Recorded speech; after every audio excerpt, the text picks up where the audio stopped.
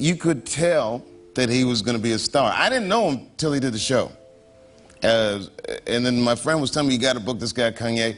I said, okay, I booked the guy. Two of the most polarizing, most fearless, most unfiltered voices in all of entertainment, standing in the same room, on the same stage, and the internet has not stopped talking about it since.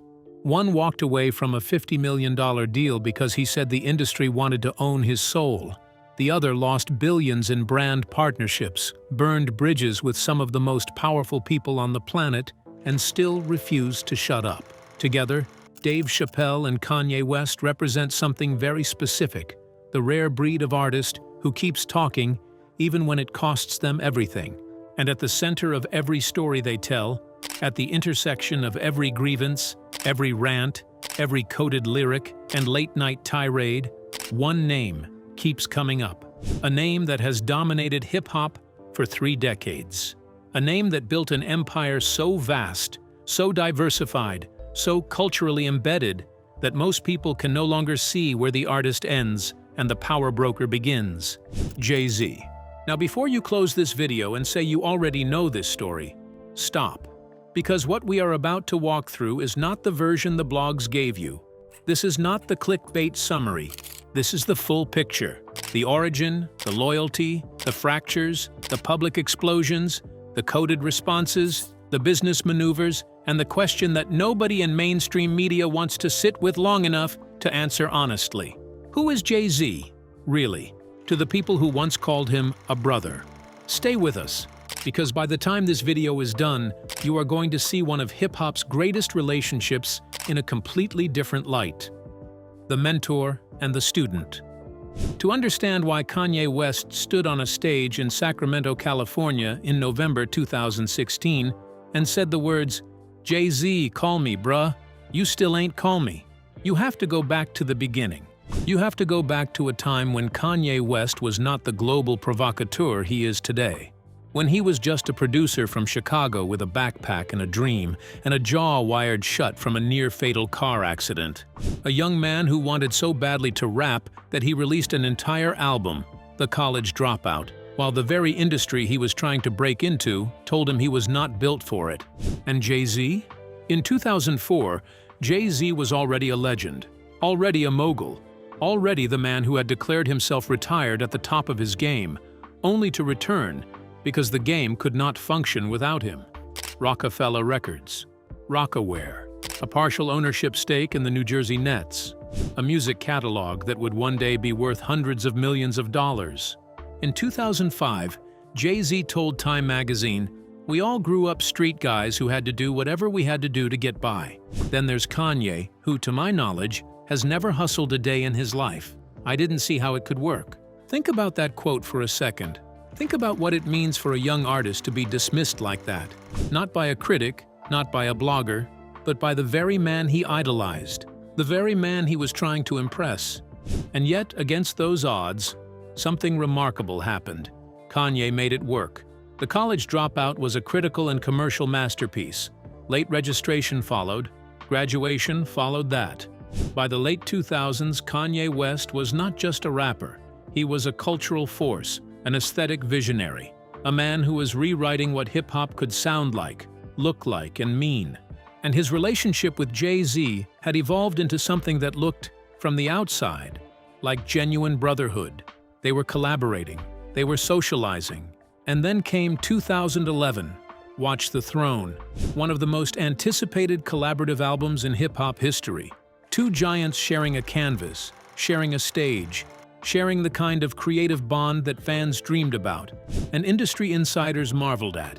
Kanye even closed out his 3rd album, Graduation, with a tribute to Jay-Z in the song Big Brother, going in depth about their ups and downs and how he idolized Jay-Z despite their differences. So here is the first question you need to sit with. If this relationship started with skepticism and grew into something that looked like brotherhood, what does it take to destroy it? What does it take to turn a man who wrote a song called Big Brother into a man standing on a stage begging for a phone call? Because something happened, something cracked, and it did not happen overnight. The fractures nobody wanted to see. The first visible crack came slowly, quietly. the way real fractures always do. It was not a diss track. It was not a public statement. It was something far more intimate and therefore far more painful. Kanye later said on The Breakfast Club in 2018, "I was hurt about them not coming to the wedding. I understand they were going through some things, but if it's family, you're not going to miss a wedding." That wedding, for context, was Kanye and Kim Kardashian's 2014 ceremony in Florence, Italy, one of the most publicized celebrity weddings in modern history. And Jay-Z and Beyoncé, the couple that Kanye considered his closest friends in the industry, did not attend. Now, to most people on the outside, that looks like a scheduling conflict, a private decision, something between adults that does not require public commentary. But to Kanye West, it meant something else entirely. It meant the hierarchy of the relationship was being made visible, that when the moment came to show up, not on a stage, not on a record, but in a church, at a ceremony, the people he considered family chose not to. And that wound? It never fully closed. Then came the 2016 MTV Video Music Awards. Kanye was nominated. Beyoncé was nominated. And according to Kanye, standing in front of thousands of fans on the St. Pablo tour, something happened behind the scenes that changed everything. "Beyoncé, I was hurt, 'cause I heard that you said you wouldn't perform unless you won Video of the Year over me, and over Hotline Bling," he said. "In my opinion, now don't go trying to diss Beyoncé, she is great." He also claimed that the power couple had not reached out after Kim Kardashian was robbed in Paris. What makes that Sacramento night so historically significant is not just what Kanye said, it is the desperation underneath what he said. This was not the bravado of a man burning bridges for sport. This was a man in pain, speaking in the language of someone who felt genuinely abandoned. "I've been sent here to give you all my truth, even at the risk of my own life, even at the risk of my own success, my own career," he told the crowd. "Jay-Z, call me, bruh. You still ain't calling me. Jay-Z, call me. Aye, bruh. I know you got killers. Please don't send them at my head. Just call me. Talk to me like a man."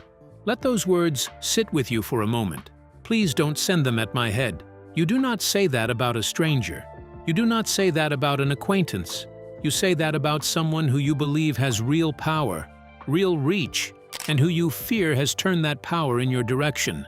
A few weeks after that concert, Kanye West was hospitalized. Jay-Z responds, on wax. Jay-Z did not respond the way most people respond to public conflict. He did not give an interview. He did not post on social media. He did not call a press conference. He made an album. In 2017, Jay-Z released 444, a deeply personal record that many critics called his most vulnerable work. And buried inside it, in a song called Kill Jay-Z, were lines that could only be directed at one person.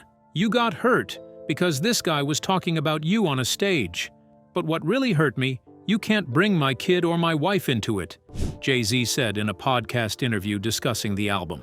Like, "Kanye is my little brother. He's talked about me 100 times. He even made a song called Big Brother. We've gotten past bigger issues, but you brought my family into it. Now it's a problem." The lyrics themselves were surgical. "I know people backstab you. I feel bad too. But this FK everybody attitude ain't natural. You gave him 20 million without blinking. He gave you 20 minutes on stage, FK was he thinking." That $20 million reference is one that people glossed over, but should not have. There are claims that the $20 million Jay-Z fronted Kanye West was not a gift, as Jay insinuated on his album, but rather part of a Live Nation deal with Kanye. Whether that money was an act of charity or a business arrangement matters enormously, because it changes the entire frame of how one man held it over another. Jay-Z clarified in a podcast interview, "The $20 million thing shouldn't have been said. Sometimes you go too far." That is the telling admission right there. Even Jay-Z, in his own words, acknowledged that using money as a weapon in a friendship is going too far, that the currency of loyalty cannot be denominated in dollars without poisoning everything. But here is what this moment reveals that most people missed.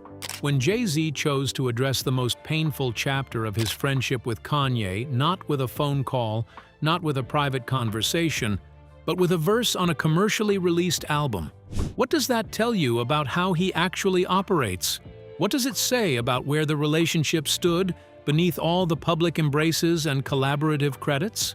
That is the question Dave Chappelle has been asking, in his own way, in his own language, for years. Enter Dave Chappelle, the comedian who sees everything. Dave Chappelle is not a political analyst. He is not a music journalist. He is not an investigative reporter. What he is, arguably more than anyone working in American culture today, is a translator. A man who takes the things that powerful people do not want discussed and finds a way to say them out loud in a room full of people who then have no choice but to think about them. And if you have been paying attention to Chappelle's career since he walked away from Chappelle's Show and that legendary $50 million deal in 2005, you know that his story has always been about one central theme: the cost of letting the industry define who you are. He has talked about it in his stand-up. He has talked about it in interviews. He has talked about it in his famous sit-down with James Lipton at the Actors Studio, where he described being on set and watching a crew member laugh at one of his sketches in a way that made Chappelle feel, for the first time, like the joke was not on the industry. It was on him, like he had become the very thing he thought he was mocking. And who was it that Chappelle felt understood that instinct? Who was the artist he respected for operating by a different set of rules? For a long time, Kanye West. In May 2026, Dave Chappelle brought Kanye West on stage during a comedy show at the Comedy Store in West Hollywood. As West approached the stage, Chappelle joked, "Kanye West has lost more money than I've ever made." The audience gave West a standing ovation. That line, "Kanye West has lost more money than I've ever made," is not just a joke. Think about what it communicates. It frames Kanye's financial losses not as a failure, but as a monument, as evidence of something, as the price you pay for saying out loud what other people only whisper. Chappelle, the man who walked away from $50 million, calling out the man who lost a billion-dollar partnership because he refused to self-censor. These are two artists who have chosen, at enormous personal cost, to say what they see. And what they both see, at the center of this industry, at the top of this particular mountain, is Jay-Z. The power structure, what neither of them will fully say. Here is where this story gets complicated. Here is where you have to stop thinking about this as a celebrity beef and start thinking about it as a study in institutional power. Jay-Z is not simply a rapper. He has not been simply a rapper for a very long time. He is the founder of Roc Nation, a full-spectrum entertainment company that manages artists, athletes, and events at the highest level. He co-founded Tidal. He has equity stakes across multiple industries. He has been valued at over $1 billion. He has a level of access to boardrooms, to political circles, to the infrastructure that governs what gets played on radio, what gets nominated for awards, and who gets a seat at which tables, that most people in the music industry simply do not possess. Roc Nation's media arm has had promotional partnerships at the highest levels of sport and entertainment. Roc Nation's social justice arm has given Jay-Z proximity to police reform conversations, political figures, and institutional philanthropy.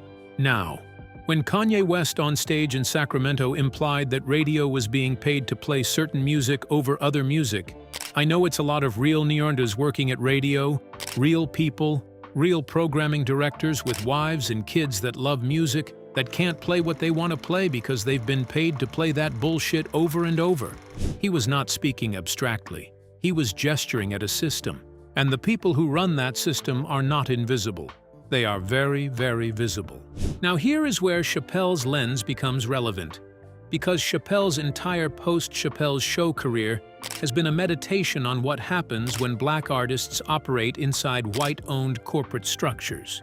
His argument, made explicitly and implicitly across decades of stand-up, is that the most dangerous moment for a black artist is not when they are struggling, it is when they are succeeding. Because success inside those structures comes with an invisible price tag. You are expected to represent, expected to be manageable, expected to smile in the right rooms and stay quiet in the right moments. Dave Chappelle was not manageable. He left. Kanye West was not manageable. He was, depending on who you ask, either fired or liberated. Jay-Z, and this is the uncomfortable part, stayed, built, expanded, and became, arguably, the most powerful figure the music industry has ever produced from within its own ranks. Does that make him a villain? No, absolutely not. But it makes him something more complicated than a hero. It makes him a man who mastered the system that both Chappelle and Kanye believe was designed to consume artists like them. And when you are Kanye West, a man who spent his 20s writing songs about Big Brother and his 30s feeling abandoned, that mastery can look, from the inside, a lot like control. The Donda incident. Loyalty tested in public. Fast forward to 2021. Kanye's album Donda, named after his late mother, was one of the most tortured, most delayed, most publicly dissected creative projects in recent memory. And sitting at the heart of it was one extraordinary fact: Jay-Z was on it. The two men, after years of friction, had found their way back into the same studio. The feature was called Jail, and on it Jay-Z delivered a verse that was, by any measure, one of the most loaded performances of his career. In a since-deleted tweet, Kanye said that when he confronted Jay-Z about a line in the verse, where Jay raps, "Hold up, Donda, I'm with your baby when I touch back road," told him, "Stop all of that red cap, we going home." He was told to leave it in or take Jay-Z off the album entirely. Read that again. Leave it in or take me off. From a man appearing on your album about your dead mother. That is not the behavior of a little brother toward an older sibling. That is not the posture of a collaborator who is showing up to serve your vision. That is the posture of someone who knows they have leverage and is not afraid to use it, even in a moment of grief, even on an album named after someone's mother who is no longer alive. Was this a misunderstanding? Possibly. Was it an arrogant moment in a long and complicated relationship? Maybe. But the fact that Kanye felt strongly enough about it to go public, in a tweet, on the internet, to his millions of followers, tells you everything about how deep the wound had become by that point. And where was Dave Chappelle during all of this? Watching, processing, filing it away in the mental archive of a man who has spent 35 years studying what this industry does to the people it supposedly loves. 2025. The gloves come off. By early 2025, whatever remaining civility existed between Kanye and Jay-Z had largely dissolved. The relationship that had produced Watch the Throne, that had yielded reunion hugs at Diddy's birthday party, that had generated enough heat to power an entire era of hip-hop history, was now producing something else entirely. In early 2025, Kanye made a cryptic post implying Beyoncé uses dark magic to control her image. He then referenced their twins in an unflattering way. Kanye made disturbing comments about Jay-Z and Beyoncé's children, claiming that Beyoncé used IVF to conceive their twins, Rumi and Sir. West called Jay-Z a PYA and claimed the Roc Nation founder had pressured him to take down a previous post. In March 2025, Ye abruptly claimed that Jay-Z's younger children were mentally disabled, only to apologize for his remarks the day after. Jay-Z's mother-in-law, Tina Knowles, publicly condemned Ye's attacks. Now, and this is important, none of this is behavior that should be celebrated or excused. Bringing children into a conflict is wrong. It is wrong when Jay-Z referenced Kanye's son in a lyric. It is wrong when Kanye makes claims about Jay-Z's children in social media posts. The children did not choose any of this. They are not weapons.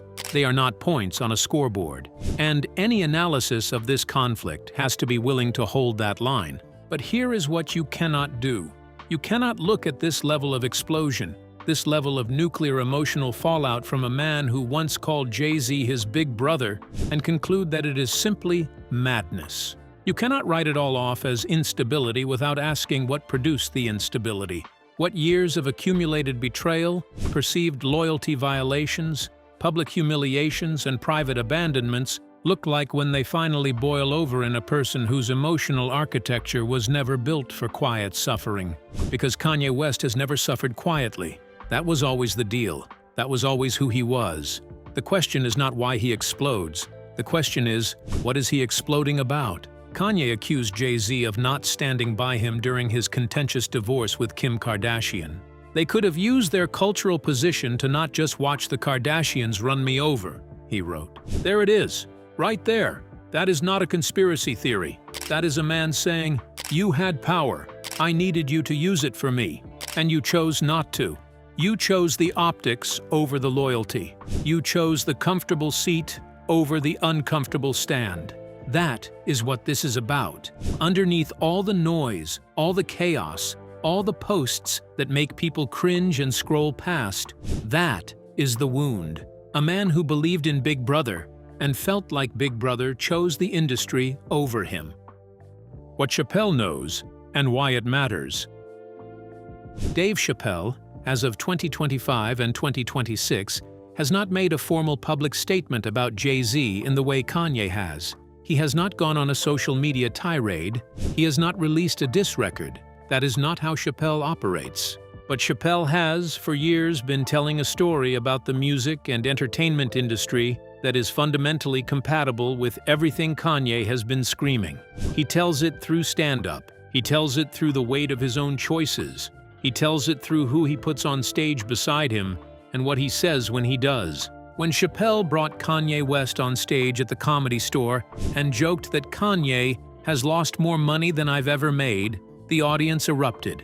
That joke is a philosophical statement. It is Chappelle's way of saying, the losses are the point. The money that Kanye lost, the Adidas partnership, the Gap deal, the Balenciaga association, is not evidence of failure. It is evidence of refusal. The refusal to stay quiet. The refusal to be managed. The refusal to perform sanity on demand for the comfort of powerful people. Chappelle himself made that refusal in 2005. He has been living with the consequences and the freedom ever since. And when he looks at Kanye, he does not see a cautionary tale.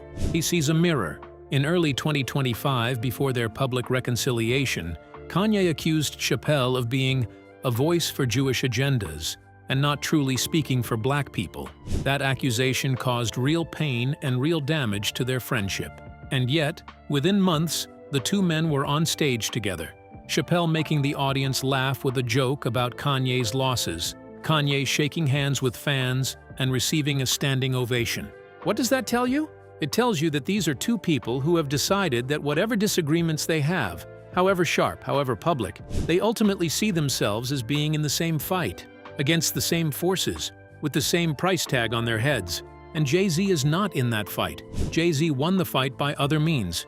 He built the very infrastructure that the fight was supposed to be against, and he made himself indispensable to it. And that, depending on your perspective, is either the greatest achievement in the history of Black entrepreneurship in America or the greatest cautionary tale about what assimilation costs. Maybe it is both. The industry mechanics, what they're pointing at. Let us get specific for a moment, because the accusations being made by Kanye through his rants, by Chappelle through his comedy, are not purely personal, they are structural. When Kanye stood on that Sacramento stage and said radio programmers are paid to play certain music over other music, he was pointing at payola culture, a practice with a long and documented history in the American music industry. When he said that Google and Facebook and the media had lied to people, he was pointing at consolidation, the fact that a vanishingly small number of companies now control the information architecture of the modern world. And who benefits from that consolidation? Who has positioned himself across streaming, music management, sports representation, and media in a way that puts him inside virtually every major revenue stream in the entertainment ecosystem? Jay-Z has been brilliant. No one can take that away. He is, by any business metric, one of the most successful self-made moguls in American history. But brilliance inside a system is not the same as transcendence of a system. And Kanye West, whatever you think of his methods, his stability, or his choices, has been insisting for years that the people who look like they transcended the system are often the ones most deeply embedded in it. Roc Nation's reach spans music management, sports representation, and entertainment across virtually every major sector of the industry. That is not a criticism. That is a fact. And facts in the hands of people who feel betrayed by the person at the center of those facts become accusations, become rants, become coded lyrics and deleted tweets and late-night social media spirals. Here is the question at the heart of all of this. Is it possible to build real institutional power and remain a real friend? Is it possible to be both the man who has the connections and the relationships and the leverage, and also the man who shows up at the wedding, who makes the phone call, who puts his own cultural position on the line for someone who needs him? According to Kanye West, the answer is no. According to everything he has said, in songs, in rants, in interviews, in 10 years of increasingly desperate public statements, Jay-Z had the power and chose not to use it for him. Chose the boardroom over the brotherhood. Chose the system over the friend. Dave Chappelle chose differently. He left the system rather than let it use him. And that choice, made 20 years ago in a moment of quiet clarity on a comedy set in Hollywood, is the reason he can still look at himself in the mirror, and the reason he still has credibility with people like Kanye. The reconciliations and what they reveal. One of the most interesting patterns in this entire story is how many times these relationships have reset, how many times the explosions have been followed by embraces, how many times the diss tracks have been followed by collaborations. Jay-Z and Kanye reunited at Diddy's 50th birthday party in December 2019, hugging on camera in a public display of reconciliation. In July 2021, Kanye's album Donda featured Jay-Z signaling the former rivals had settled their differences, and then it fell apart again. And then there were overtures of peace, and then it fell apart again. The cycle repeats because the underlying conditions never change. The power dynamic never shifts. The wound never actually heals, because you cannot heal a wound by pretending it was never made. You cannot solve a fracture with a hug. The issues Kanye has raised about loyalty, about money, about silence when silence costs something, about who shows up and who does not, those issues do not disappear because two men embrace at a birthday party. During a November 2017 interview, Jay-Z said, "Kanye is my little brother. He's talked about me 100 times. We've gotten past bigger issues. But you brought my family into it, now it's a problem." And that tells you everything about where the asymmetry lives. Jay-Z defines the terms of the relationship, what is acceptable, what crosses a line, what is forgivable, and what is not. He is the elder. He gets to decide what constitutes going too far. And Kanye, the little brother, the student who dedicated a song to Big Brother, is perpetually negotiating for forgiveness on terms he did not set. That is not brotherhood. That is hierarchy with a warm face on it. The legacy question. Here is where we bring it home. Here is where all of this circles back to the most important question. What does this story mean for the long arc of hip-hop, for Black artists in America, for anyone who has ever felt that the price of success inside a system was themselves? Dave Chappelle and Kanye West are not the same person. They have real disagreements. They have publicly clashed, temporarily fractured their friendship, and then, just days ago, stood together on a stage in Los Angeles, two unlikely survivors of the entertainment industry's most punishing mechanisms, arm in arm. What they share is not politics. What they share is not theology. What they share is the experience of having been inside the machine at the highest level, and having seen something there that most people never get close enough to see. Something about how power operates in culture. Something about who gets to define the narrative. Something about the difference between being celebrated and being owned. Jay-Z has built one of the greatest careers in the history of American entertainment. He is a genius. He is a poet. He is a businessman of rare vision and rarer discipline. He is also a man who has, by virtually every account of the people who have been closest to him, operated with a ruthlessness about power that does not always square with the image of loyal mentor and cultural protector that his public persona projects. That is not an attack. That is a human truth. The same qualities that make someone exceptional, the strategic thinking, the long-term vision, the discipline to stay in the room when others walk out. Those same qualities can make them difficult to love, difficult to trust, difficult to lean on when you are the one who needs leaning on, rather than the one everyone else is leaning against. Kanye West needed Jay-Z to be a brother. Jay-Z in those critical moments chose to be a CEO. And Dave Chappelle, watching all of it from the outside, making jokes that cut like surgery, putting Kanye West on stage, and telling the world that losing money is not the same as losing. Dave Chappelle has been saying for years, in his own language, that the most dangerous people in this industry are not the ones who are failing. They are the ones who have won so completely that they no longer remember what losing cost them. So, you have heard all of it now. The origin, the brotherhood, the fractures, the on-stage rants and the coded verses, the apologies and the relapses, the billion-dollar partnerships and the billion-dollar losses, the phone calls that never came, the wedding that nobody attended, the album made for a dead mother that became a negotiating table. And now the question is yours. Because this story is not really about three men.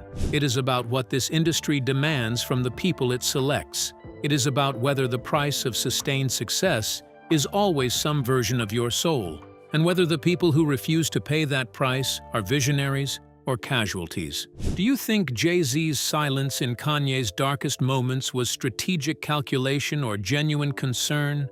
Do you think Dave Chappelle sees in Kanye the reflection of a man who made the same choice he made, just louder, messier, and with far higher stakes? And what does it say about an industry when the people who tell the truth about it are consistently described as unstable, while the people who stay quiet and accumulate power are celebrated as wise? Leave your thoughts in the comments, because this conversation does not end here. It has barely started. If this video made you think, if it made you question what you thought you knew about these three men, about this industry, about what loyalty and power actually look like at the top, share it, hit subscribe, because we are going to keep pulling these threads until we find what is underneath. The story of Jay-Z, Kanye West, and Dave Chappelle is still being written, and we will be here when the next chapter drops.